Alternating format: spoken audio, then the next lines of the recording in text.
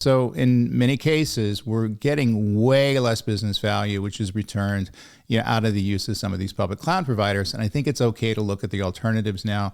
And if people aren't doing that and mentioning it, it's not an affront to you. It's just basically people, bringing up architectural choices. So at the very least, you should have an open mind to considering, those alternatives.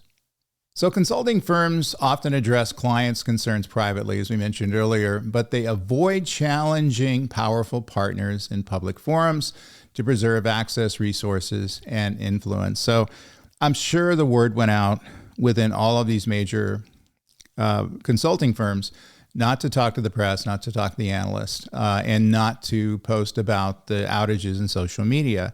And so that's why we saw certainly a large lack of opinions out there. I always joke with them when I post on LinkedIn, I'll get have a post that will get, tens of thousands of views, and everybody agrees with the view and, good point, Dave, things like that.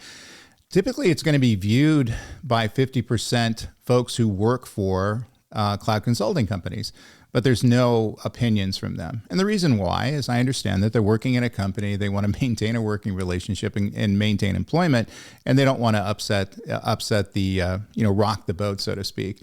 And so they choose to remain silent, and that's a safe thing to do. However, while I understand why that happens, I just don't think it's a very healthy way to run an organization. Everybody should have the ability to post their opinions, even if it's contrarian to the views of the firm. It doesn't mean you're pushing back on the strategy that the firm is doing, but you're bringing up other ideas that should be considered. If we're not considering other ideas, we're not, again, going to get to the optimal solution. And kind of that's what occurred, over the last, 10, 15 years of cloud computing, and we're fixing those issues today.